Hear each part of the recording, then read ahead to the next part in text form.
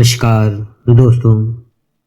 आज का जो हमारा विषय है वो सभी वीडियो का हम कह सकते हैं एक ऐसी वीडियो उस पर बनाई है आज हमने, जो आप जितनी भी अगर आपने वीडियो आज तक देखी होंगी अपने अध्यात्म के ऊपर, 100 वीडियो, 200 वीडियो, 1000 वीडियो, तो आज उन सभी विषयों का एक बहुत ही सीक्रेट जानकारी के साथ हमने आज ये वीडियो आप सभी के लिए बनाई है। ये आपको एक स्पेशल गिफ्ट के तौर पर हमको ये वीडियो देने जा रहे हैं, जिसको ना तो आज तक किसी ने आपको बताया होगा, ना तो आज तक आपने ये सुना होगा कि कैसे अध्यात्म में प्रवेश होता है।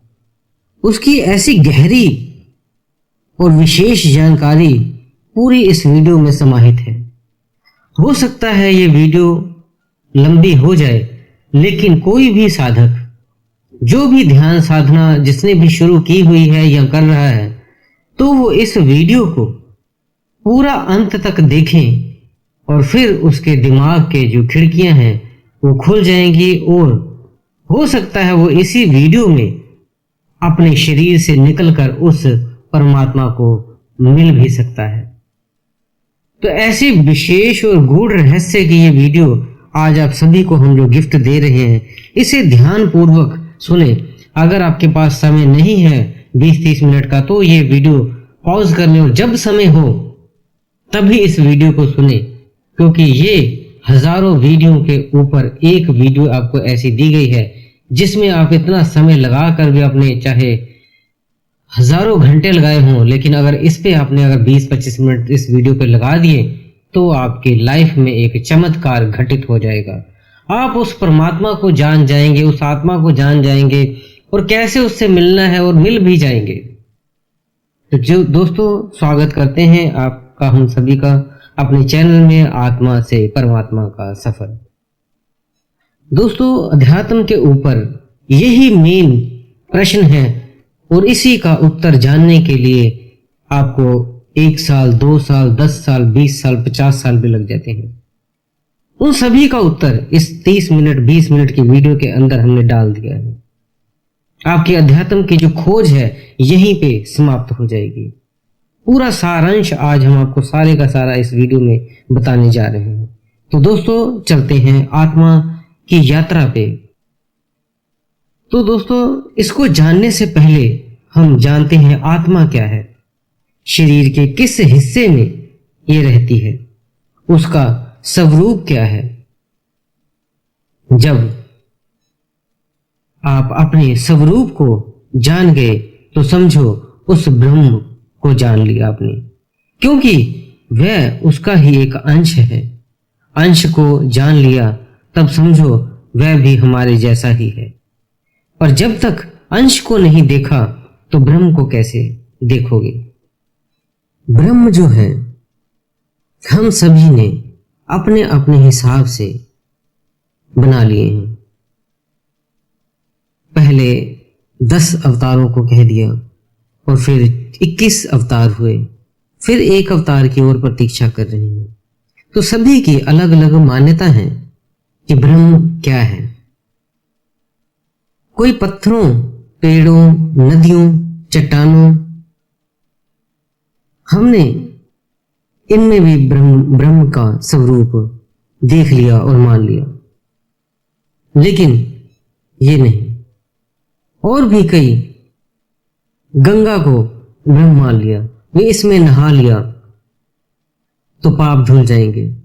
लेकिन तुम्हारे जो भी कर्म हैं, अगर ऐसे ही गंगा में नहाने से खत्म हो जाते तो हर व्यक्ति पाप करता और हर महीने गंगा में नहा लेता। आत्मा जो है वो इनविजिबल है, दिखाई नहीं देती। वो जैसे हवा है, हवा दिखती नहीं है। बिजली है, बिजली दिखती नहीं है, लेकिन ये महसूस होती है। ऐसे ही आत्मा भी महसूस होती है, ब्रह्म भी महसूस होता है। तो क्या मान लें ये नहीं है, हवा भी नहीं है और आत्मा भी नहीं है? नहीं, ये दोनों हैं। सभी को पता है इस शरीर से आत्मा निकल जाती है तो ये शरीर खाली रह जाता है। ये शरीर तुम्हारा नहीं है, ये तो आत्मा का एक वस्त्र है। जैसे कोई दर्जी या कोई व्यक्ति कपड़े बनाता है तो वो किसी व्यक्ति के लिए बुनता है, उसके पहनने के लिए। इसी तरह जब कोई भी माँ गर्भ में किसी बच्चे को बुनती है तो कोई ना कोई उसमें आने के लिए आत्मा का समय होता है और वो आत्मा उस कपड़े को, उस गर्भ को, उसको धारण करती है। जैसे हवा को हम महसूस करते हैं वैसे ही हम आत्मा को भी महसूस करते हैं। लेकिन इसके लिए थर्ड आई अगर ओपन है तो आप हवा को भी देख सकते हैं और आत्मा को भी देख सकते हैं।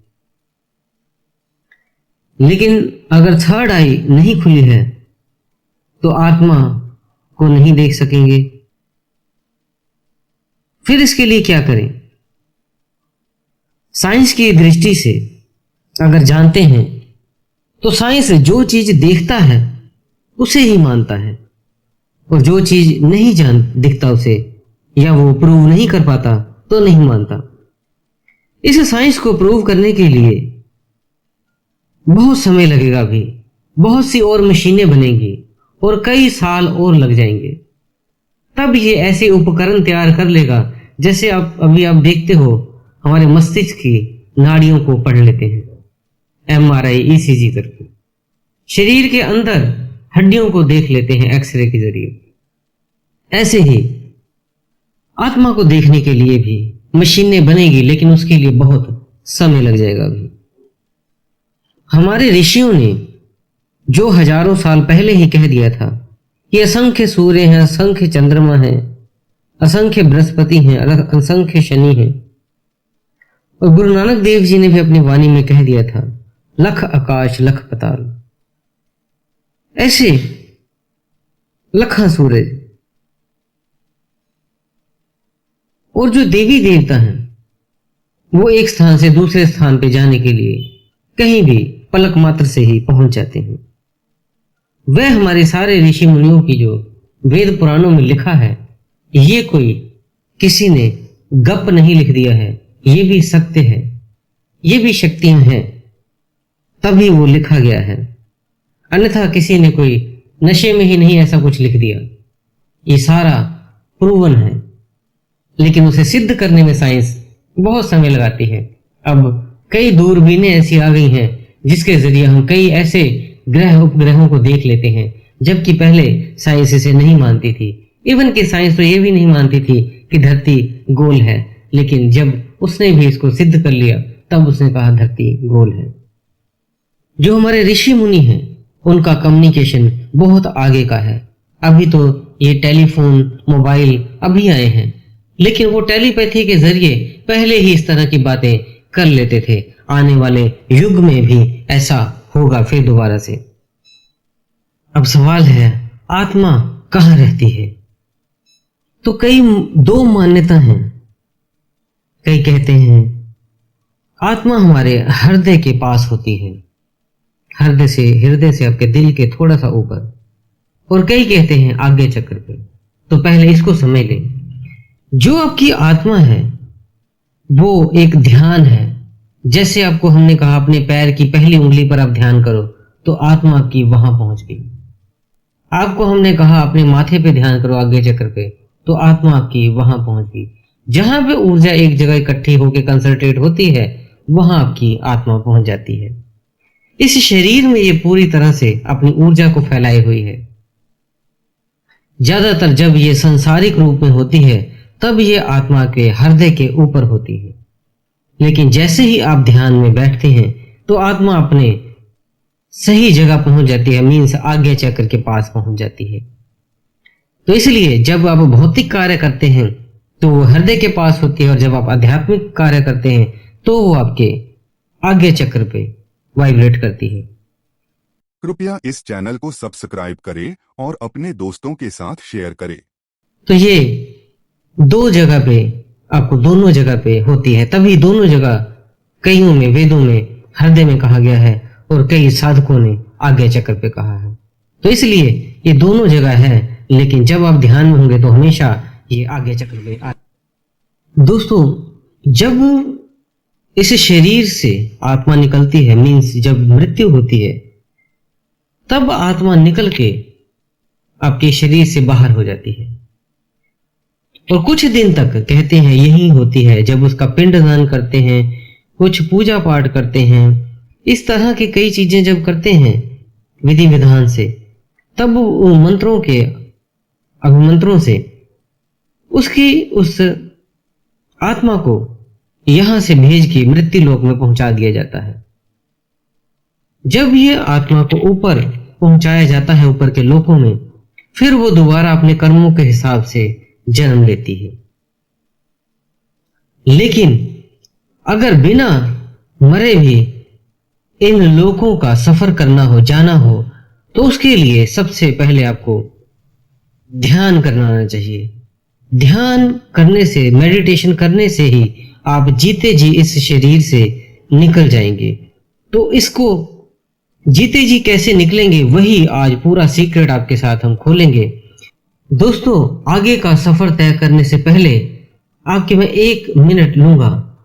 तो दोस्तों, आत्मा को इस शरीर से कैसे बाहर निकालें और सातों आकाशों को पार करके उस परमात्मा से मिलने का सफर तय करने के लिए मैं आपको एक बहुत अच्छी जानकारी से भरी एक बुक रेकमेंड करना चाहता हूं,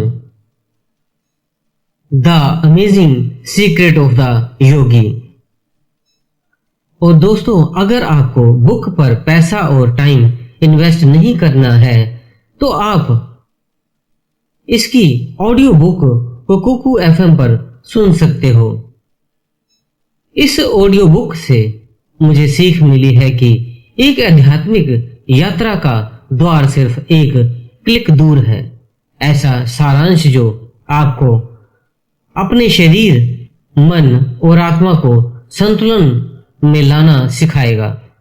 स्वास्थ्य से जुड़ी हर छोटी से छोटी और बड़ी रहस्य को आपके सामने उजागर करेगा। सुनिए, चार्ल्स ऑफ हेनल के कलम से निकली और आरजे करण शर्मा की आवाज में केवल कुकू एफएम ऐप पर।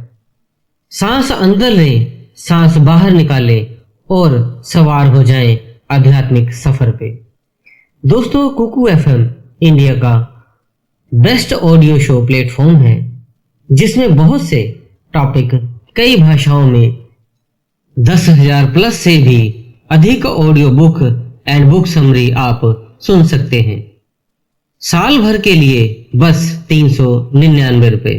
लेकिन जो हमारे सब्सक्राइबर हैं, उनमें से पहले 250 सब्सक्राइबर अगर हमारे दिए हुए डिस्क्रिप्शन बॉक्स में जो कुकू एफएम का लिंक दिया गया है उससे इंस्टॉल करते हैं और स्क्रीन पे जो कूपन कोड दिया गया है आत्मा 50 ये यूज करेंगे, तो आपको 1 साल का सब्सक्रिप्शन 399 की जगह 199 रुपए में मिल जाएगा।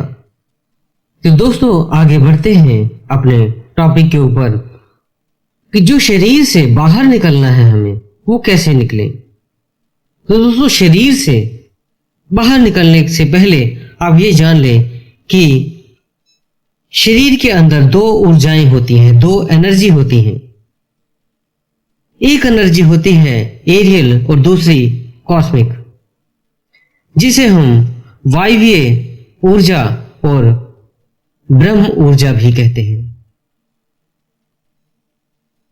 एरियल को ही हम वायवीय ऊर्जा कहते हैं। जो हम नॉर्मल सांस लेते हैं, इसे हम एरियल ऊर्जा या वायवीय ऊर्जा कहते हैं। और जब हम आध्यात्मिक ऊर्जा, कॉस्मिक ऊर्जा लेते हैं, तो उसे हम ब्रह्म ऊर्जा कहते हैं। तो ये 2 ऊर्जाएं होती हैं। और जब तक आपके कॉस्मिक ऊर्जा का प्रभाव आपके अंदर नहीं जाता तब तक आप इस शरीर से बाहर नहीं निकल सकते। आपको दोनों ऊर्जाओं की जरूरत पड़ती है। नॉर्मल आपके पास एरियल मीन्स वायवीय ऊर्जा होती है जो हम सांस से लेते हैं। इस सांस के जरिए जैसे जैसे आप ध्यान को अपने सांस पे लगाते हैं तो ये श्वास धीरे धीरे आपका ऊर्जा जो आपके श्वास की उठती जाती है और जैसे जैसे ये अपने सभी चक्रों को पार करती जाती है ऊर्जा, तो आपका जो स्पाइनल कोड है मीन्स जो आपकी सुषुम्ना नाड़ी है वो आपकी ऊपर ऊर्जा ले जानी शुरू कर देती है श्वास के जरिए। और जैसे जैसे ऊर्जा एकत्रित होकर आज्ञा चक्र पे इकट्ठी होती है तो आज्ञा चक्र में एक बिंदु खुल जाता है जिसमें वो ऊर्जा चली जाती है। जब वो ऊर्जा जाती है ये एक तरह का सीमन ही होता है जो आपके स्पाइनल कोड में भरा होता है। और जब ये ऊर्जा उठती उठती जाए तभी कहते हैं ब्रह्मचर्य का पालन करें। जब ऊर्जा आपके अंदर इकट्ठी होगी, ज्यादा होगी, तभी उसका फ्लो ऊपर की तरफ जाएगा। इसके ऊपर हमने एक वीडियो पहले भी डाल दी गई है, कोशिश करेंगे हम आई बटन के लिंक में वो वीडियो आपको लगा देंगे या आपको लास्ट में जो वीडियोस के लास्ट में वो वीडियो एक लगा देंगे, वो आप जरूर देख लें अगर नहीं देखी है तो, ताकि आपको ऊर्जा को ऊपर ले जाने में सारा स्टेप पता हो।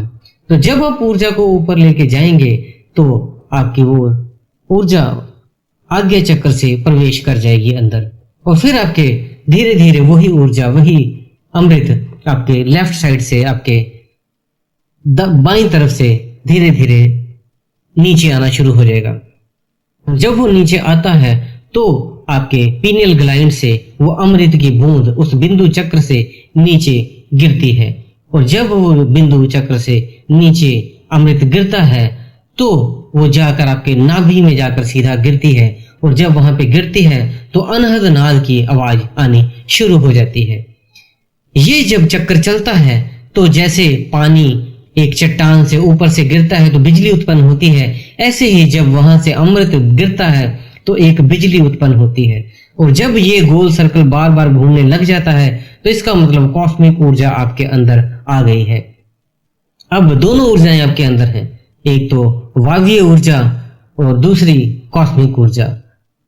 जब ये दोनों ऊर्जाएं आपके साथ होंगी तभी आप इस शरीर से बाहर निकलेंगे। और जब ये ऊर्जाएं दोनों घूमने लग जाती हैं, एरियल और कॉस्मिक दोनों मीन्स वायवीय और ब्रह्म ऊर्जा दोनों जब घूमती हैं तब आप इससे बाहर निकल सकते हो। आपके शरीर के अंदर 9 द्वार तो खुले ही हैं, जैसे आपके दो। कृपया इस चैनल को सब्सक्राइब करें और अपने दोस्तों के साथ शेयर करें।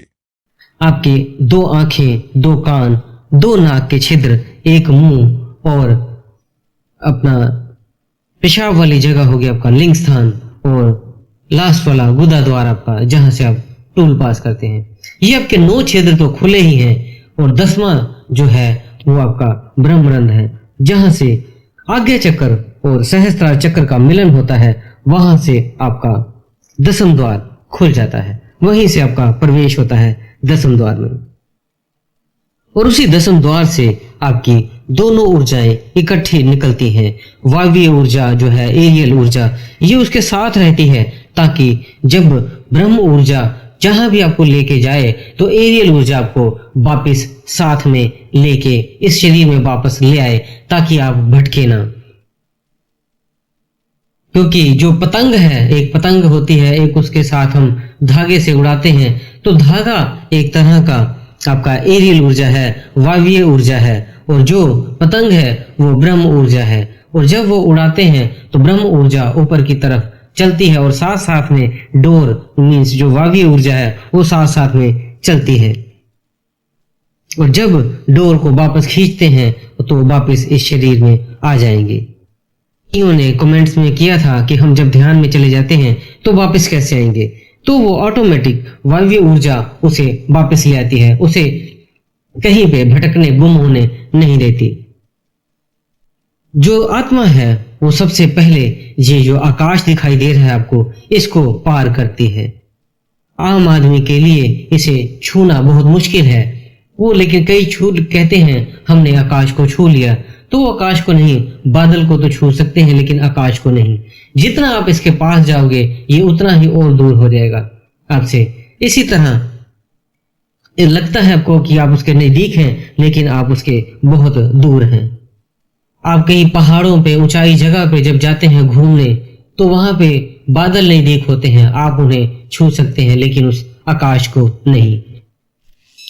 तो फिर जब आत्मा का स्वरूप जब चेंज होता है तो वो हवा को भी देख सकता है और सूक्ष्म रूप में पानी को भी देख सकता है। तो वहां भी ऐसा ही है, जब इस आकाश को आप पार करोगे तो पार करते ही वहां पे आपको फिर जल दिखेगा, पानी दिखेगा, पानी की एक नदी आपको दिखेगी जिसे बैथरानी कहते हैं। इसको पार करते ही आपने इस लोक को पार कर दिया। फिर उस आकाश से आगे जब आप जाएंगे, फिर उसका भी जब एक अंत आएगा, दूसरा आकाश आएगा, तो वहां एक काली गुफा है, उसको पार करना होता है। फिर जब आप उसको पार करेंगे तो वहां भी एक आपको नदी मिलेगी, पानी मिलेगा।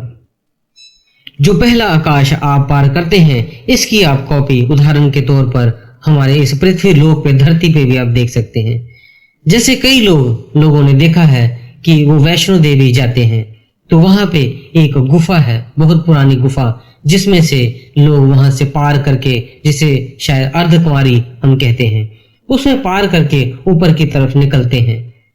वहां नीचे जल होता है और फिर उसको पार करते ही फिर एक आकाश आ जाता है। ऐसे ही उसकी एक छोटी सी कॉपी वहां पे बनी हुई है, जिसे वही रूप है उस आकाश का। जो साधक नहीं होते हैं, क्योंकि 80% लोग ध्यान साधना नहीं करते, वो लोग जब भी पूजा पाठ थोड़ा बहुत करते हैं या वैसे ही अपना जीवन व्यतीत करके जब इस लोक से, पृथ्वी लोक से चले जाते हैं, तो वो ऊपर एक मृत लोक में पहले जो आकाश पे पहुंचते हैं वहीं पे रहते हैं और फिर वहीं पे उनको दोबारा कर्मों के हिसाब से अगला जन्म मिल जाता है। लेकिन जो किसी गुरु के छत्र छाया में रहकर ये ध्यान करते हैं तो वो इससे ऊपर वही जा पाते हैं, अन्यथा वो पहली स्टेज तक ही पहुंच पाते हैं। तो उसके बाद मीन्स वहां निराकार तक ही जाकर रुक जाते हैं। उसके बाद भी अगला जो स्टेप है वो जाते हैं, जब उससे ऊपर दूसरे आकाश पे पहुंचते हैं तो वहां पे अगला आकाश जब पार करके, काली गुफा से पार करके जाते हैं, तो दूसरा आकाश जो है उसे हम पार करते ही सिद्ध लोक आ जाता है। फिर वहां भी वही फिर एक नदी है, पानी है, सरोवर है, जिसको पार करना होता है। ऐसे ही ये 7 आकाश हैं, जिसे 7 आकाश कहा गया है। कई धार्मिक ग्रंथों में, वेदों में कहा गया है 7 आकाश। तो ये वही 7 आकाश हैं जिनको हमने पार कर कर आगे ब्रह्म तक पहुंचना होता है।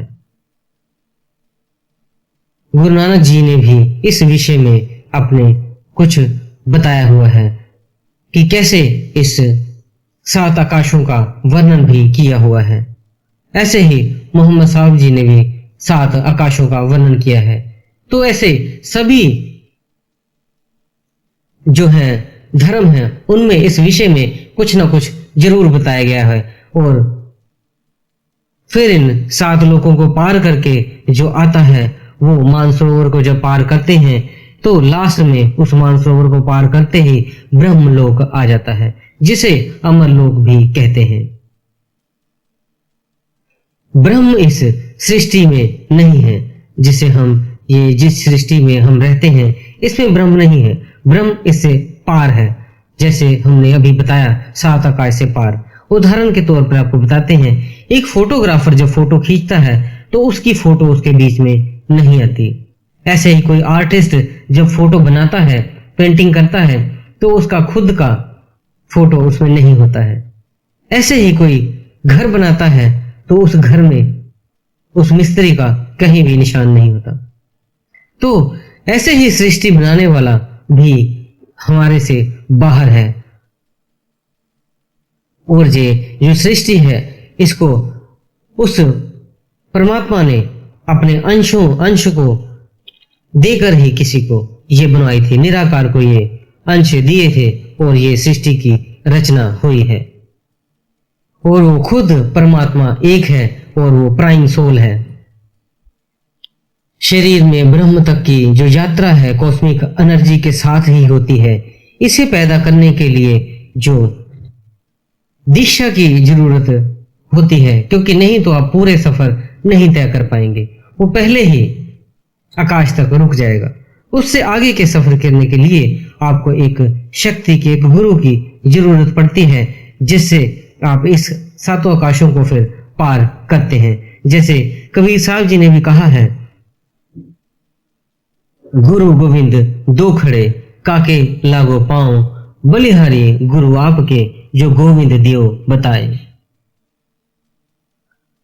मृत्यु लोक में जो है वो आत्माएं जाती हैं और वहीं पे रहती हैं, और जो ध्यान साधक होते हैं वो इससे भी पार चले जाते हैं। सिद्ध लोक में जो हमें ध्यान में कई कलर दिखने लग जाते हैं, वो कलर सिद्ध लोक से भी आपको जाने पे दिखाई देते हैं। और जब आप सिद्ध लोक में प्रवेश करते हैं, मीन्स जो दूसरे आकाश में प्रवेश करते हैं, तो वहां पे जिस भी आप देवी देवता को मानते हो, कोई शिव को मानता है, कोई दुर्गा माता को मानते हैं, जिस भी आप देवी देवता को मानते हैं, तो ब्रह्म उसी का रूप धारण करके आपको उस सिद्ध लोक में दिखाई देते हैं। और जब ये आत्मा सात आकाशों को पार करके जो मानसरोवर में को पार करती है, तो उस परमात्मा के समक्ष हो जाती है। उसे ही साक्षात्कार कहते हैं। पहली बार आत्मा कई जन्मों के बाद उस परमात्मा से मिलती है और फिर उस आत्मा को वापस लौटना पड़ता है, क्योंकि उसके कोई ना कोई कर्म के अनुसार ही वो वहां पे पृथ्वी लोक में होता है, जिस वजह से उसको वो कर्म पूरे करके फिर वापस वो जा सकता है। कर्मों को बराबर करना होता है। तो ये जो प्रोसेस है ये आपको 30 मिनट में भी हो सकता है, 1 घंटे में भी हो सकता है, और उतनी देर में आप वापस आ सकते हैं। और फिर जब आप अपने कर्म ध्यानी साधक पूरे करते हैं, फिर वो जब लौटते हैं वहां से उस शरीर को त्याग कर, तो वो सीधा उसे रास्ता पता होता है उस अमर लोक का, वो सीधा उस ब्रह्म के पास चले जाते हैं।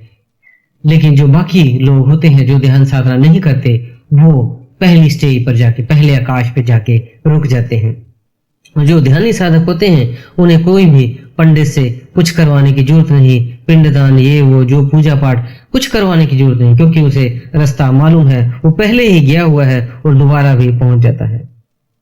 सारांश में आपको लास्ट में बता देते हैं कि ध्यान करने के लिए आप पहली ऊर्जा का प्रयोग करते हो। धीरे धीरे इस प्रोसेस को करो ताकि आपकी ऊर्जा घूमती रहे। जब आपके शरीर में ऊर्जा घूमने लग जाएगी, पहले जाप करें, फिर अजपा में चले जाएं ताकि ऊर्जा घूमनी शुरू हो, फिर अजपा भी छोड़ दें, फिर ऊर्जा जब घूम के ऊपर से नीचे टपकेगी, मीन्स अमृत जब टपकेगा नाभि में आपके, फिर मीन्स ऊर्जा आपकी पूरी हो गई है, कॉस्मिक ऊर्जा आपके अंदर आ गई है, फिर इस ब्रह्मांड का आप सफर कर लेंगे। कृपया इस चैनल को सब्सक्राइब करें और अपने दोस्तों के साथ शेयर करें।